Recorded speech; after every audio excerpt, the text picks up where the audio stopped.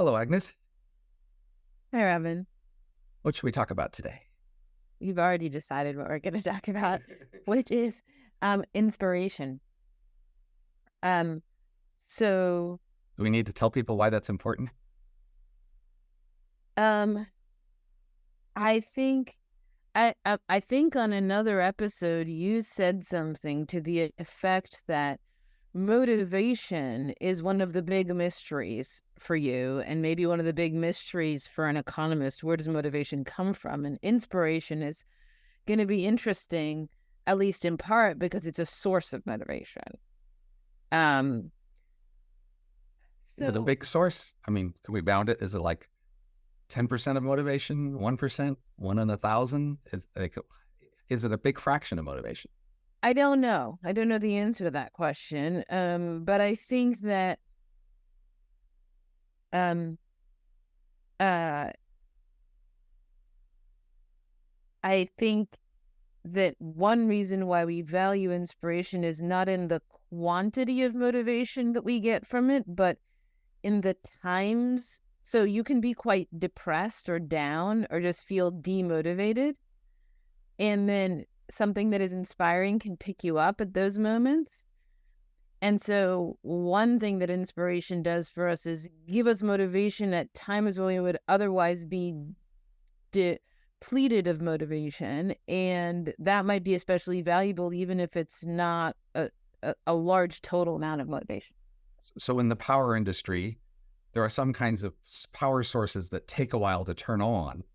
And then there's these other kind of power sources that you can turn on instantly. And then people are more willing to pay for that second kind of power source, because if the first goes out, it can just jump in immediately. And so you might think we're more willing to pay for motivation that can be on call at a moment's notice, rather than a motivation that takes, years to slowly build up.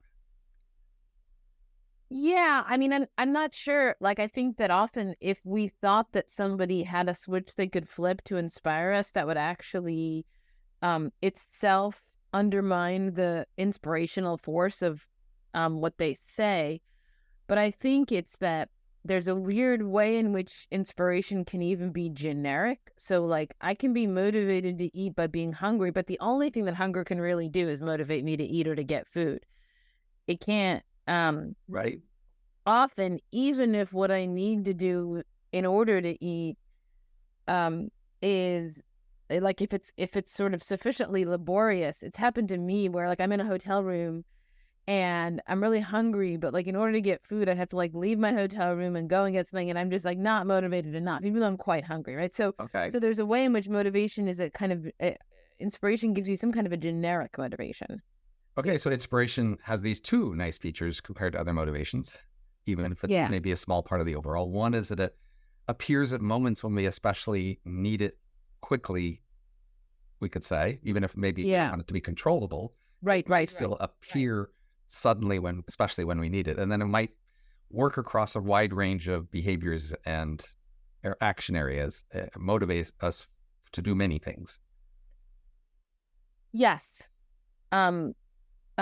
Yes, I think that that's right. Um.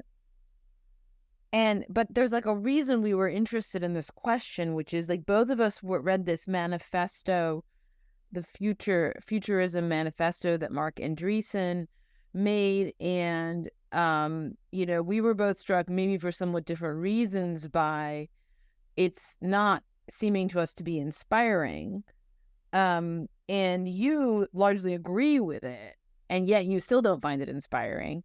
And so that just raises the question, what does it take for something, for some vision of a better life or better world or whatever? What does it take for that vision to inspire us? Clearly, accuracy and desirability are insufficient. That is, accuracy about what would be desirable is not sufficient to inspire. Right. So we might say among intellectuals who write essays or give speeches, what they're trying to do is perhaps has a larger fraction of inspiration. That is, they have a limited number of ways they could influence their readers or audience.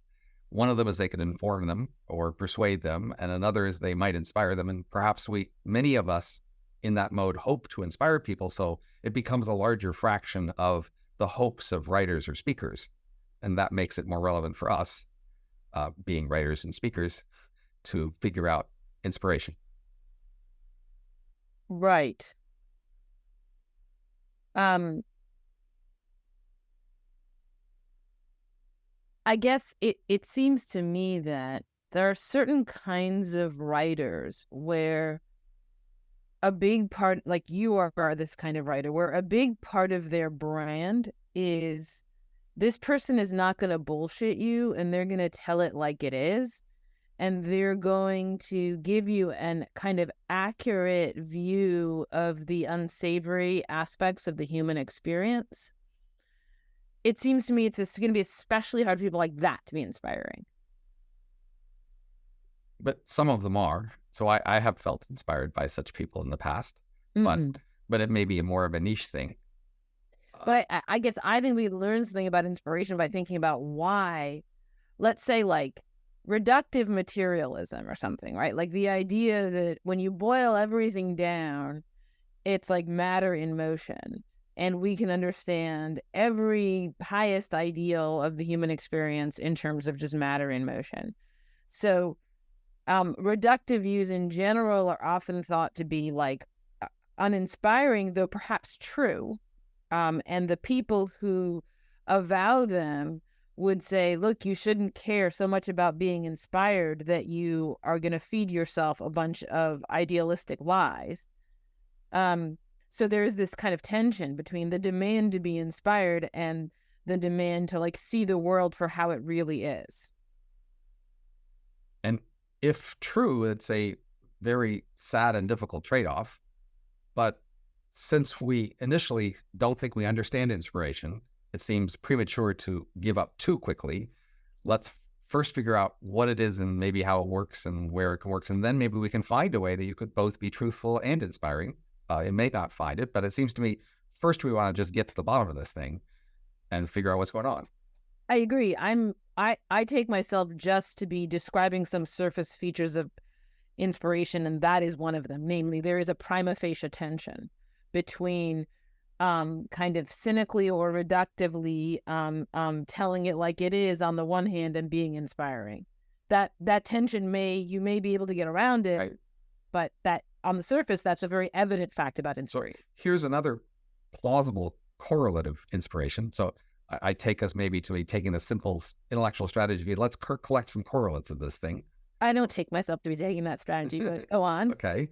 But you offered a correlate, and I'll offer another possible correlate, which is that we find it easier to be inspired by a person that we admire in a substantial way. That is, inspiration comes not from an abstract idea or an abstract argument. It comes from a particular person making a particular pitch, and our relating to them, identifying with them, admiring, and being engaged by their particular pitch of inspiration.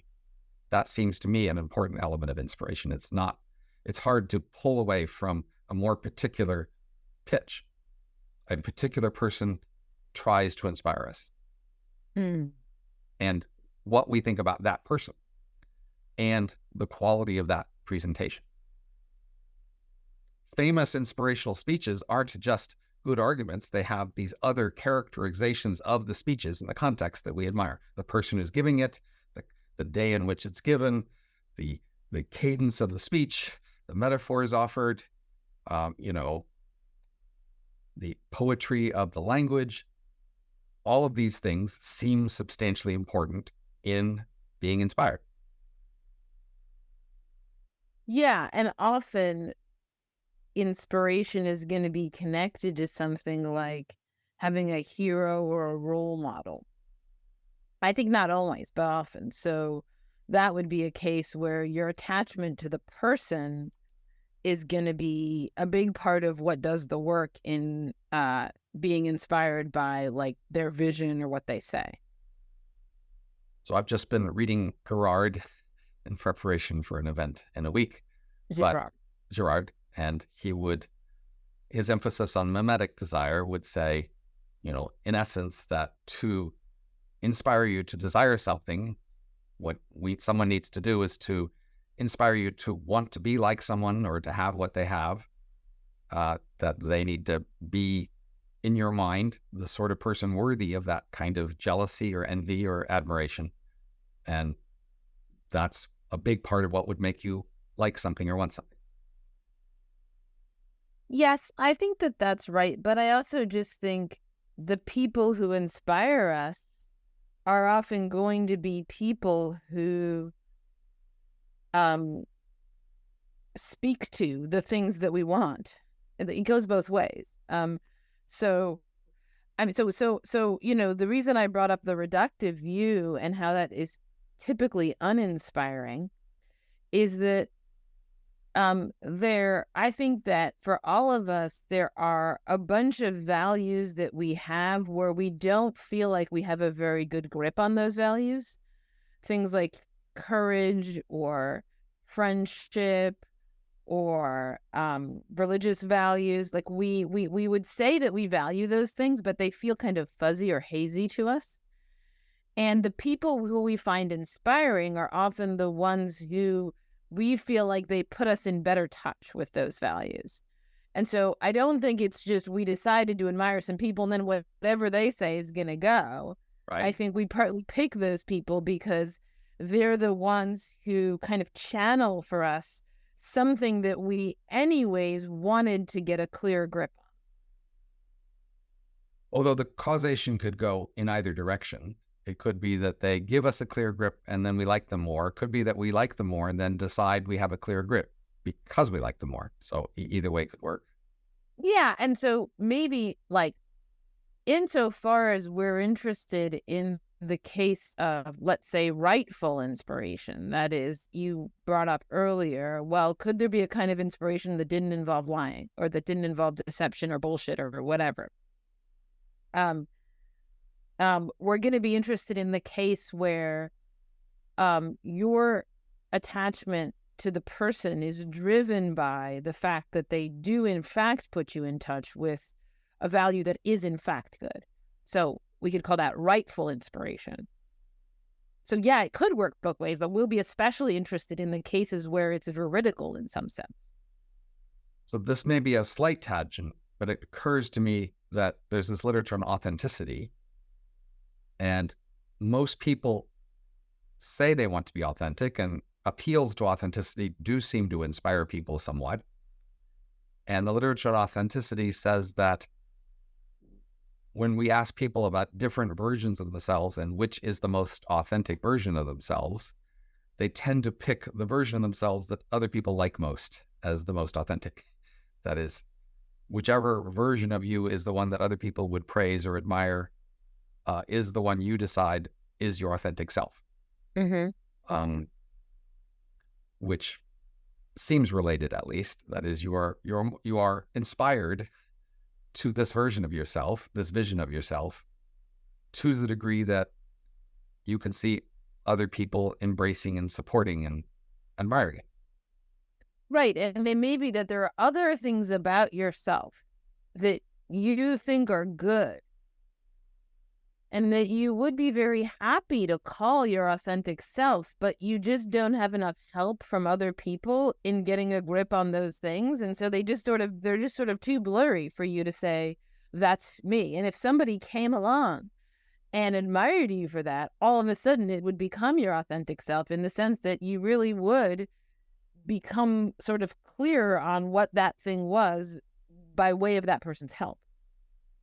So if I think of, say, famous inspirational speeches, like, say, by Churchill or something in World War II, there's a sense in which you can criticize them as flattering some degree their audience, which is related to, being willing to give the audience the benefit of the doubt about their aspirations about themselves.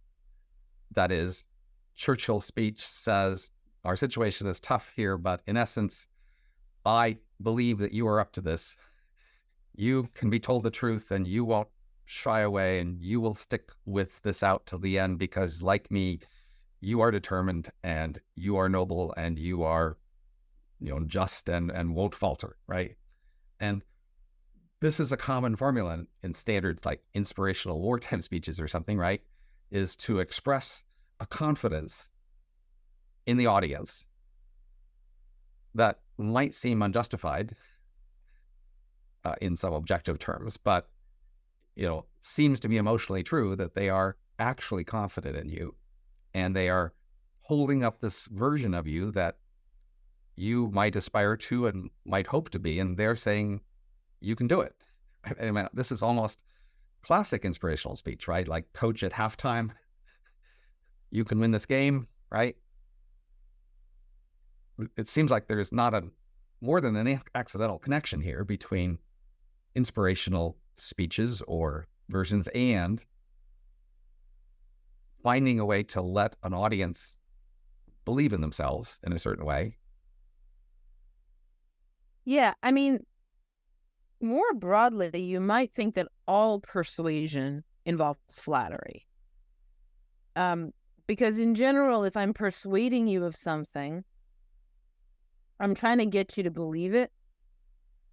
I'm trying to get you to change your mind about it. And what do I have to do? Well, in general, I have to make you feel like you know this thing, this new thing that I want to get you to think. I have to give you the feeling of like, yeah, that's right. I know that. And people who are good at persuading are good at inducing that feeling in people. And it may be that what you're trying to persuade people of is like they can win this battle, or it may be that, you want to persuade them of some, claim in popular science or whatever, but it doesn't really matter. You're trying to get them to feel like they know something, and the good persuader will know both what are the things that you can say that it's likely that people will come to feel that they know, and how can you induce that feeling in them. It's not particular to inspirational speeches. So this might sound like a tangent, but I don't think it is. I often have the feeling that at any one moment, I could just have ecstatic joy if only I would allow myself to. Mm-hmm. That it's a potential within me, and it's not some outside force that prevents it. It's my own reluctance to just embrace that ecstatic joy. And you might think, in some sense, we have motivations like the joy. We have motivations inside ourselves that are available to us that we won't quite allow to express themselves. We don't feel justified or legitimized to allow those motivations to be realized. But in some sense, an inspirational speaker can convince us that we are allowed to, and it's okay. It's there, it's potential, and it's okay if we let it be expressed. We can be patriotic, for example, in a Churchill speech. As we have the potential to be patriotic, and we know it's there. We could be really proud in our country, but we typically don't. And he's saying, it's okay. Here it is. I point to this patriotism in this way in which you could feel very bound to the rest of us in this country in this time of struggle.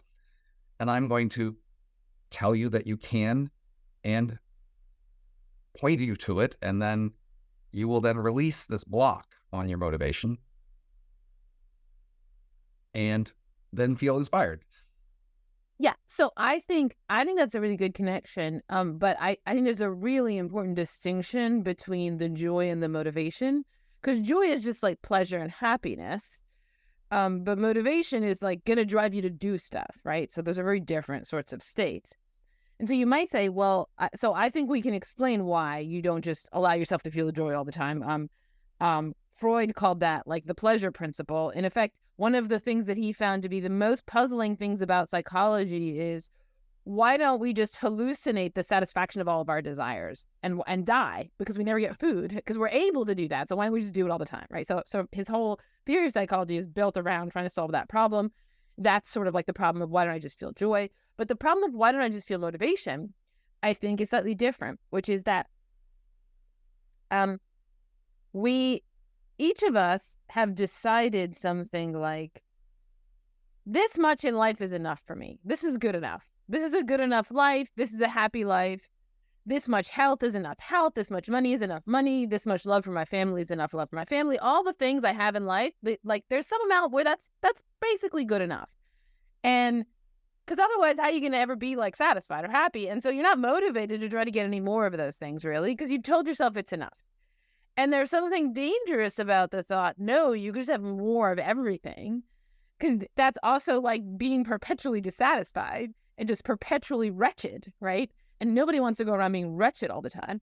And so I think a motivational, someone, who speaks to you and who motivates you, releases that block on your motivation by reassuring you that they're not just going to be telling you you shouldn't be satisfied and you should want more. They're not just going to be a counsel of greed.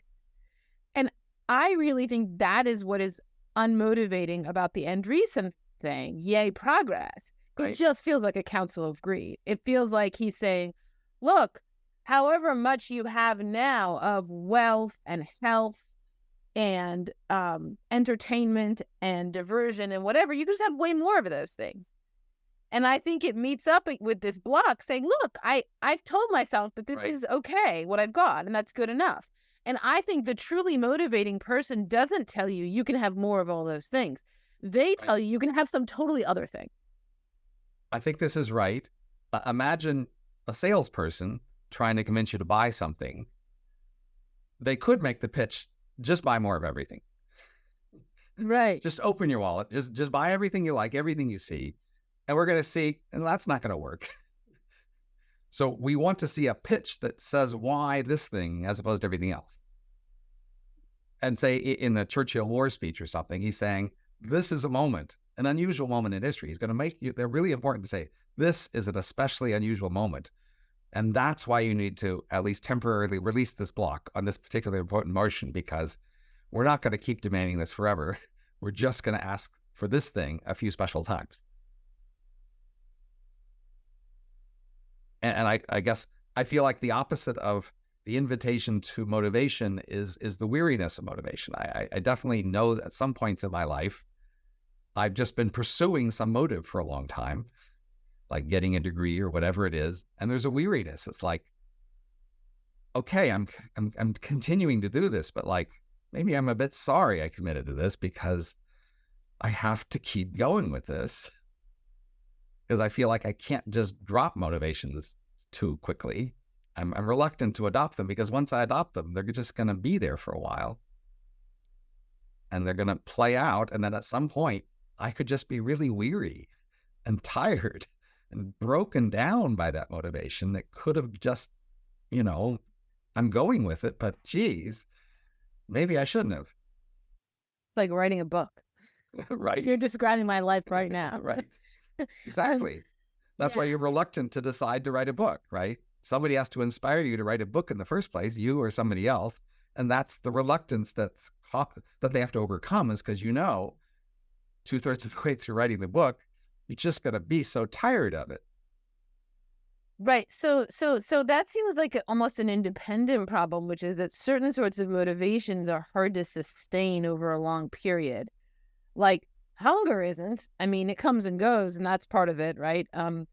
But there are many kinds of motivation that we're not like, oh, I'm so tired of the fact that I have to eat, even though we did it every day. But then we're not very reluctant to admit we're hungry because we know it will pass, right? Yeah. We're not committing to a lifetime of hunger by admitting that we're hungry.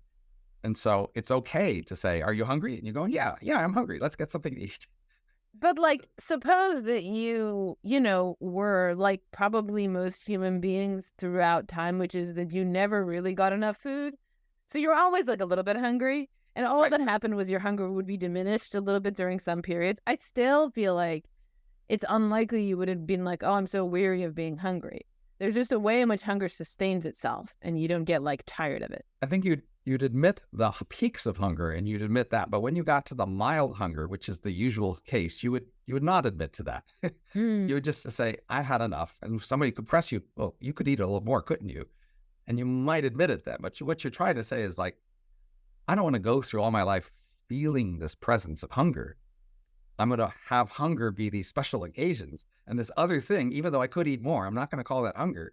And I'm not going to acknowledge a motivation about it because that'll just be too much. Okay, so maybe that is like the thing I was saying, where, you, with respect to most things, you just tell yourself you have enough. Right. and you're not perpetually in this state of trying to get more of them. And that I think is an interesting way in which human psychology really does diverge from the usual economist model of it, right? Which is that for any, on any margin, like you could be, if you could get some good thing, you would go for it, and that in some sense you're always alert to that. But in fact, I think you actually actively shut it down, and decide to be contented with, some bundle of goods and not improve it. Well, I think you have to be careful how you express whether you want more. So I think a person, say, who doesn't usually get completely full, who usually stops eating when they're not completely full and then goes on till the next day when they're much more hungry and eats until they're not completely full. There's a sense in which that person, when they stop, they say, I've had enough. But there's also a sense of if that person in which in the middle of the day you put down a cookie in front of them and say, you want it? They might just take it, right? Yes. So even though they weren't pursuing it and in their mind it wasn't part of their goals, they weren't hungry and they weren't looking for food, but you put the food in front of them, they might take it. Sure. But maybe that gets to like, what are we describing when we describe, human agency? Are we describing a weird hypothetical scenario where if you put some stuff in front of someone, what choices would they make? Or are we describing like the actual choices people make, which involve being motivated to go out in the world and try to get some more food, which maybe they could do, but they're not going to do because they've told themselves that they've had enough. And, would they pick up the cookie is going to describe like how people behave in certain kinds of test settings, right? But well, it might happen in reality. That it might every once happen that a cookie pops up in front of them and then they would eat the cookie. But the point is that they wouldn't be driven to go out and seek a cookie, even though they would eat one if it were placed in front of them. And the reason they would like it because it's just an important fact about the way in which they would value an extra cookie, that they've also sort of shut themselves out of that motivation so that it can't organize their mental life into, say, a deliberative process. Right. So the economist might say the fact that you would take the cookie if it was offered does, in one sense, you mean you have these unlimited desires because, you don't say no to the cookie. But we could also say, but there's this different set of what you mean by desires. Yeah. Which are more tied up to what you're willing to consciously plan around and describe yourself as having. And pursue. So maybe what this reveals is that there really is a difference between preferences and motivation. You could have a preference, but it could be motivationally inert, in that it cannot set you in motion towards that goal if it's at any distance from you. But, if somebody put it in front of you, you'd take it. So that, you can't explain motivation simply in terms of preferences, because you have to ask, are the preferences switched on in some sense? Right. Now we could think of, in some sense, motivation is describing, a set of plans, for example, like which things will you in fact act on if they show up? Mm-hmm. Or you could describe it as a set of drives that you're willing to consider in your planning, that then can move you.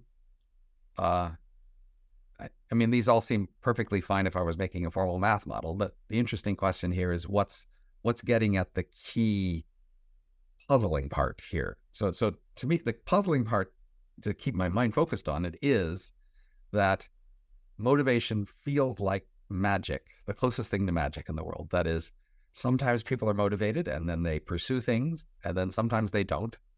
And that difference is produced by words that other people say, or incantations, or abstract visions or feelings they have. And it's just hard to see what else causes that.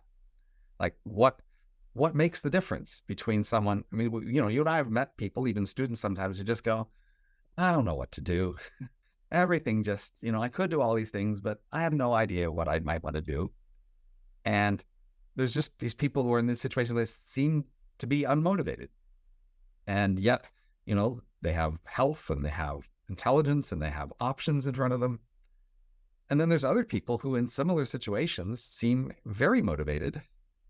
They've got a plan and they've got stuff they want. They can tell you excitedly about the hopes they have for what might happen if they do various things. And they can tell you about what they've been reading that triggered this, etc. And those two people can just look the same from a distance, and one has motivation and the other doesn't. So maybe one way to think about motivation in relation to preferences, it may be that you could imagine that the two people would have the same preferences judged in a certain way. That is, if you give them pairs of items and you ask them to choose, they make all the same choices, right? But they differ in respect of motivation, where you could think of motivation as switching on a preference so that the preference can then fact number one about it, you're aware that you have it, right? So that would be because you could have a preference and not know that you have it, and you could even be surprised by the fact that you make a certain choice, right? Because you didn't even know that you wanted the cookie until you grabbed it. So step number one would be making you aware that you have the preference, and then there's a bunch more stuff, which is like being willing to put your deliberative apparatus and your planning mind in the service of the preference, which, for instance, if you were ashamed that you had it, you wouldn't do and stuff, right? And so motivation kind of does something like that, and it does it. It may be that, our preferences vary in terms of the degree to which they need to be turned on, and hunger would be one that paradigmatically for most people doesn't require a lot of switching on from an inspirational speech or something like that. Though maybe for the person that we've been describing who is never totally full, we could say to them, look, remember in Independent People when they were just all hungry all the time, and then they finally got a cow and they had the milk and they had all this energy, more energy than they had before. They were all hungry. They didn't even realize it. And we could imagine going to their door and giving some kind of inspirational speech look, you people are hungry and you need more food and you need to get a cow so that you can have more calories, and your lives are going to be better. And that would be a thing where we could imagine doing inspirational speech to motivate people to notice and activate a certain preference that usually doesn't require it. So an analogy comes to mind of being in love. So I think there's this relatable scenario where person A is attracted to B, but reluctant to admit their attraction to themselves or anyone else, and is certainly reluctant to act on that attraction, but in a certain sense is already in love, but doesn't admit it. And so they aren't motivated in a sense by the love. They're motivated in some ways. They might try to be in the same room as the other person sometimes if they could, without being noticed. They might think about the other person at times, right? So they are somewhat motivated by this other person they're in love with, but they're in denial or have not accepted this idea. And then a moment could come when they are willing to accept this for themselves. Oh, I'm in love with them. And at that moment, their behavior will change. They may now be willing to sort of ask the other person how they feel, or take some more overt action, or at least do things different, because now in their mind, they've owned this idea that they're in love. And it's now available as a motivation. This feeling was always there, available as a motivation, but they weren't owning it or releasing it. It was blocked, basically. Right. And then they open it up as a motivation and release it, and then they can notice they're in love. They can even think about being in love. They can think about what to do, then feel very anxious about it, etc., because it's now released as motivation. Right. And the thing happens in the reverse later, when people have thought they were in love and then decide, and then we're no longer in love, but haven't admitted that either. And then that's not available as a motivation either, because they're presuming that they are in love. Right. And so the thing they could do to leave this person or to do something else is not available to them as a motive because it's blocked. blocked by their presumption that they are in love. So explains something kind of interesting that I've always wondered about. So, well, first off, it's a striking, if you look at all the inspirational speeches that have ever been given in the whole history of time in any format, I think a high percent of them are going to be about love. So like most pop songs are about love. A lot of poetry is about love. And if you look at like TV shows that are kind of inspirational or heartwarming, a lot of the time, the thing that's inspirational is the romantic storyline. Like, remember Cheers? Right. The thing that kept people watching was like, are Sam and Diane going to get together? Yeah. Okay. So there's a way in which that's what inspires us, right? So that would suggest, on the one hand, that the love motivation is one that is especially needful of this release. That is, we are somehow very inclined to shut down our love motivations or to pretend that they're not there. And then we're very grateful to these many sources that will then help us actually like admit that it's there. That's on the one hand. But the second part is the part that I've often been mystified over. If you go online and you hear people talking about problems in their relationships, or even just like women and their women friends talking about problems in their relationships, people are really, really eager to tell one another to like break up with the person. Break up with him. He's not good for you. You know, you need to get out of this relationship. It's a toxic relationship. That it's just very rare to hear, no, you should tough it out. It might work out, like relative to, especially if the people don't know each other well. There's just a default to, you should break up. And maybe that's also something for the same reason, which is that it's a thing people need to hear. That is, if you really were in a situation where you needed to break up, you would tell yourself that you weren't in such a situation. And you need to be inspired to break up. And so we both need to be inspired to be in love and to not be in love. I think that's right. There's this standard randomized trial, a great econ experiment, where basically they just said, if you're having trouble making a decision, come to our website and we will flip a coin for you. And then that can make your decision for you. And then later on, come tell us how it went.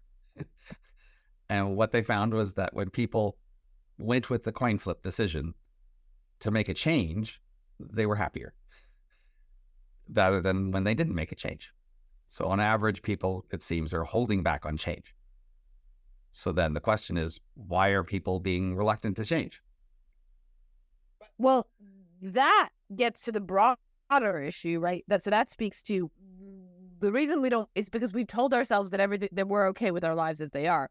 But I was interested in the idea that in the romantic arena, this is going to be especially true. So it would be interesting if there were a subset, if they could look at the subset of questions that were about romance. I mean, maybe people didn't even say what the decision was about.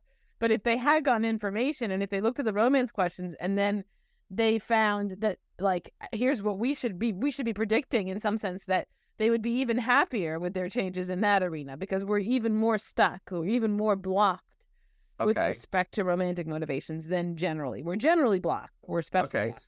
So I'm generating this hypothesis in my mind that you can shoot down if it's false. But it seems like when we make a big decision, like releasing a motivation or unreleasing motivation is a big decision in our life, right? It's a big thing to do. It'll have a lot of impacts, and we're reluctant maybe to do it, and then we might do it. I think we feel like the moment of decision should just, we're romantic about it. We're idealistic. That is, we want a lot of positive signs about that moment, so that when we look back on that moment of our decision, we can endorse that decision because of all the other positive signs about that moment. And that's why, like, an admirable person pushing you towards something could be helpful in having you make the decision, because you can look back on that moment and you say, well, I was listening to this beautiful song, I was watching the sunset, I just had a nice meal. Like, the more positive signs about the context of your decision you could point to, the more you could say, I made a good decision then. And you're reluctant to make these big decisions unless something legitimizes that. That's in some sense the essence of the inspirational speech. You're not willing to just choose to release this motivation because you've made a calculation that maybe this is the right time to do it. You want support, a friend to be with you, to have pushed you, or an inspirational movie or song or something there, you want that added support for making that change. I mean, I guess I'm just not inclined to think that it's a decision. That is, I mean, look, maybe we could put it this way. We could use the word decision in two ways. One way we could use it is to describe if someone's like, here's a cookie, and then, like, here's a chocolate chip cookie versus like an oatmeal raisin cookie. Which do you want? And like, obviously you're going to go for chocolate chip, right? And you made a decision there. You made the decision, but it's like all that decision was the expression of your preference for chocolate chip over oatmeal. Right. You have to ponder it or whatever. Right. That's one kind of decision. And in that sense, it's almost like just a movement of your mind. Right. And then there's another kind where like, you're like, what should I do today? I should do something productive, and I have, and with so-and-so, and like you reason it through, and you're like, what, it would be really good is like if I baked something with one of my children or something like that, and then you decide to do that. That's also a decision. And maybe I guess the thing that strikes me about these cases of the release of motivation is they're much more like the first kind of decision than the second. That is, they're not the kind of decision where you're going to be aware exactly that you're making it. Sure. You're not going to be reflective about it. You're not going to deliberate your way to the decision. You're not going to say to yourself, wait, should I make this decision? Wait, let me see if it's inspirational enough situation. Okay, inspiration. I'm not suggesting conscious deliberation. So here's more of an image. Imagine you're tense. Like, there's a sense in which you could just choose not to be tense, but not really. Okay. And then I don't think there is that sense picking on it. Okay. But imagine you're just tense. And then somebody comes up and touches your shoulder or strokes your cheek even, says something soft, and then you relax. Right. And now you more be willing to relax your clenched holding on something, etc. That's more what I have in mind. That is, you have this block on this motivation, and that's a tension. You're tensely holding it. And it's unconsciously just a holding. You're not relaxed enough to let it go. Yeah. And part of the environment has to come along to make you relax enough to let it go, to let go of the block. Yeah. And what relaxes you is beautiful music, nice sunset, comforting voice, an admirable speech. Like, it's just, I mean, you could think of it as a choice. I mean, in some sense, subconsciously, your mind was designed to have this conditional behavior. And in that sense, it's a choice, but I'm thinking of it more like you've clenched in and holding this motivation. You're not letting it out. You're not releasing it. And then something inspires you to release it. And it's some sense like a soft stroke, something that just makes your body relax, makes your mind relax, and makes you willing to let go.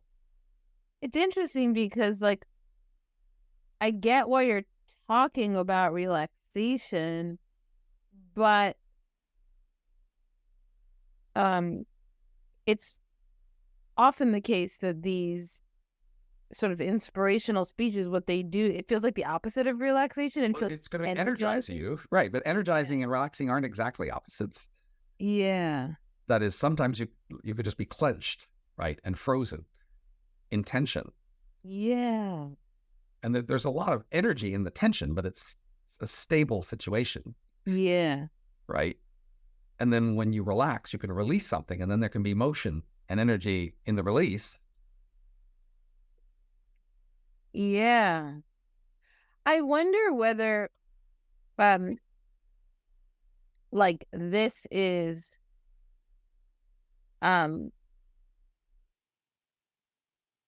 whether this partly explains why some people are introverts and some people are extroverts. That is, some people find the presence of other people in ordinary social situations to be relaxing and to allow them to release motivations that they otherwise have, and other people it's the opposite. And it's very relaxing. Like I call myself an extrovert, but then the people around me tell me that that's not really true. And the way in which, like, I suppose that reveals it's not untrue would be I actually just didn't believe it when I heard that there were people who didn't feel relaxed when finally a social encounter ended and they could be by themselves. I thought that's just intrinsically relaxing. Like, obviously, that's what everybody feels, and some people are really lying. But spending enough time talking to people, I realized, no, there's some people who it's not true that for everyone, that's the relaxing experience. For some people, the relaxing experience is when they show up to a party and there are all these social encounters. And so just the presence of other people, even forget about what they say, the presence of people can be inspiring to some, and then whatever the opposite of inspiring would be, which I'm not sure what word we should use for it, but the things that make you hold in all your motivations. Right. So if I think of like the classic sales scenario, even seduction scenario, they do seem to roughly fit. The customer initially is reluctant and holding back, right? Mm-hmm. And they are keeping a distance even. And then part of the tactic of the salesperson or seducer will be to try to get them to relax and looking for sort of any avenue of connection. It's like for a salesperson, just get them to start talking about anything, like get them to relax a bit, talk about something relaxing, offer them something relaxing, right? In general. I mean, so those are contexts where you're trying to induce motivation, sales or seduction, and you try to get them to release something that they're clenched and holding, their money or their emotions. And then inspiration in those cases, we could say, the salesperson inspired you to buy something, the seducer inspired you to romance, and it does fit the model of a reluctant, clenched, distant person who is doing less and feeling less and protecting themselves against a risk. And then an inspirer who tries to get them to open up and then to be relaxed and then to be more comfortable and feel less threatened by this potential motivation. It still just seems to me, though, that there's a difference between inspiration and other ways that you could make people comfortable with. So for example, I've noticed that, and I read this thing in the New Yorker about returns and the business of returns. It's just like this huge, people just return a ton of stuff online. And the reason why they return so much stuff is that people won't buy something online unless they know they can return it. And you can charge half the price for something, but if they can't return it, they'll buy it for more because they want to be able to return it. And so clearly people find it very comforting, the thought that I can return something. But I don't think they find it inspiring. I wouldn't use that word to describe it. So there are things that can disarm they can put you more off guard, or they can like disarm your self-protective mechanisms, like free returns, that are not inspiring. So it does seem that we could talk about a hierarchy or gradation of motivations. And if we just get used to buy something on Amazon, there's a sense in which we motivated you to do something and inspired you to a low degree, but it's a mild inspiration, hardly worth the term. And then there are, the clouds open and you change your religion because you see God above or whatever, very extreme forms of inspiration. Paul on the road to Damascus. I don't think that's the right distinction, because I think that there's definitely so take I was recently on a website. I was buying my husband pants, and this website had you could free returns, and I'm like, oh, good that there's free returns. And then they also had these slogans, because these were more wool, less plastic. Now they are trying to inspire me to buy their pants by saying, look at this better world that I could be living in, this more environmental world, but also somehow this more natural world of wool as opposed to plastic clothing. That I would say is an attempt at inspiration, whereas the free returns anytime, we're going to make it easy for you, will also increase your chances of purchase. They both increase the chance of purchase. They both are this lever on the same thing, but the one does it by inspiration, the other is not by inspiration. So maybe our conversation so far has gotten farther with motivation than inspiration. Maybe we have a handle on the process of motivation or releasing motivations. Right. And inspiration's only one way of doing that. Or one kind of motivation or something that is. So it does, the very word inspiration does seem to suggest some degree of aspiration or some sort of relatively high, light, opening, joyish kind of motivation, as opposed to fear, stress, anxiety, all of which can motivate. Yeah, that's right. And I guess it's odd to say, for example, that a lot of famous war movies have a inspirational war speech, because you might think, well, that's when you're especially stressed. You're not like in the like, this will be great mode. You're in the like, how terrible will this be mode. And then maybe though, that's especially when we like the taste of the joy, open, glory possibility to color it with. Or maybe that's especially when viewers of a movie about war, right, that is they've buckled in for like a grim thing with lots of shooting and killing, but they want some nice experiences too. And right. But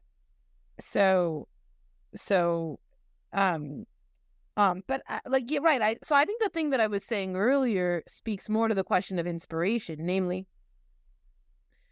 there are certain things that you want, certain preferences that you have, where it's not exactly that you have tamped them down and are not allowing them to motivate you.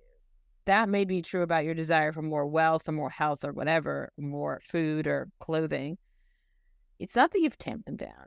It's that you don't really feel like you have a good grip on it. And like, I think patriotism is an example. A lot of these kind of sacred motivations, patriotism, courage, friendship, love, they are things where we want them in our lives, but we're not sure what it even means to want them. And so it's less that the inspiring person removes a block, but that they actually sort of show us the way to want that thing that we otherwise don't know how to want. So we're running out of time, but we seem to be perhaps coming to a closing thesis that fits this all together.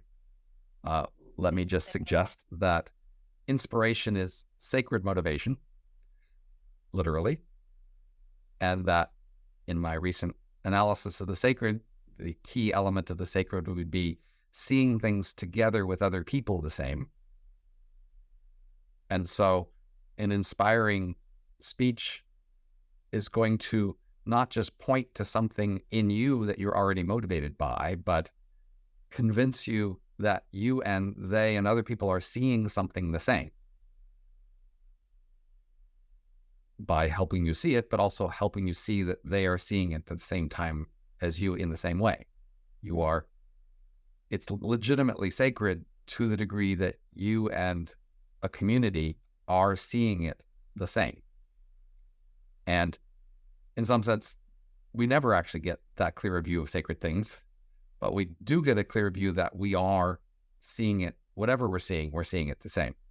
And for example, a romantic song or something, you have these mixed emotions about your romance. You're not sure what's legitimate, but now the song tells you that you and lots of other people can see romance in this certain way that the song does.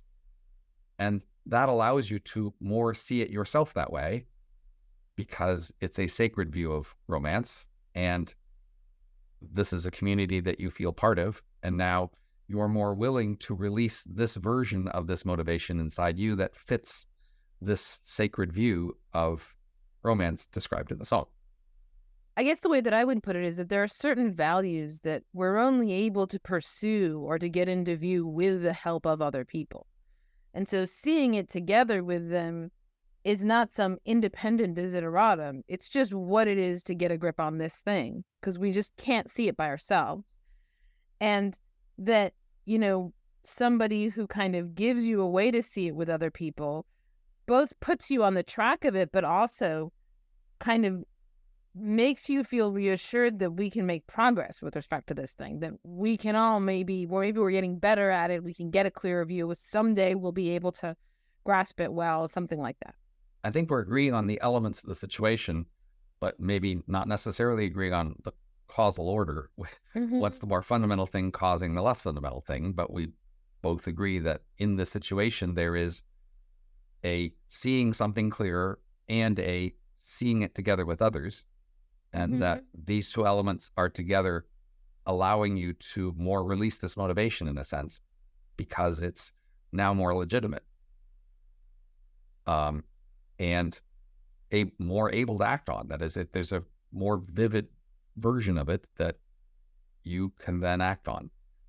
The singer who sings the love in the song, you can more see your love as the kind of emotion they have, and that more allows you to embrace your feelings about whatever person you're feeling about by that, seeing that version and the fact that it's not only clearer, but it's seen to be the shared thing. We in this community who listen to this love song together see it this way.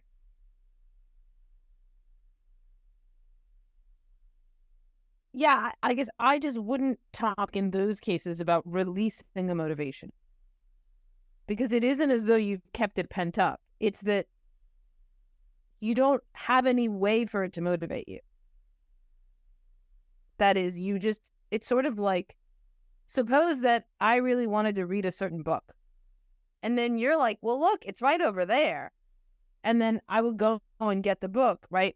I mean, we could say you released my motivation to read the book, but like, it's not as though I was like, no, I can't let this motivate me. It was just that I didn't know there was an avenue by which I could pursue it. And so that does seem to be an interesting and significant difference between the way in which the salesman releases my motivation to buy more stuff. Like, he sort of convinces me that it's okay for me to spend more money, which is kind of what I wanted to do anyway. But I had been telling myself, no, don't do it. And the way in which the inspirational person gives me an avenue of, allows me to, in some sense, to get started wanting the thing. So if, say, I was actually in love with somebody, but not admitting it yet, and then I hear this song about a singer singing about love with somebody, and then the image of this other person comes to my mind in the context of hearing that song, and at this moment, I feel like, oh, I'm in love. Right. Like the moment of realization, right? Yeah. And now, it's ambiguous maybe how mechanically that worked. And you and I are describing sort of perhaps different micro mechanics theories of how it works. But from a distance, we're agreeing on roughly the overall phenomena, that hearing the song with this vision of what love is could let me see my love in a way I couldn't without it, and then allow me to accept that I'm in love. Right. The relevant difference is what was true of you beforehand. And there are two different things we could say was true of you. One is we could say, oh, you were in love all along, but you just didn't know it. And that, this thing was fully determinate, but you just didn't have access to it. And then I think it's more like a salesman. Or you were in some kind of indeterminate, wobbly state, and then you kind of learned to like transform that into this more, specific, particular state of loving this person. And then I think it's more like inspiration. I just think there probably are both sorts of cases exist. And that would be the difference between the inspiration case and the like kind of comfort or release case. And I think we'll have to leave it there for today. Not solve this issue, but thank you for talking, Agnes. Okay.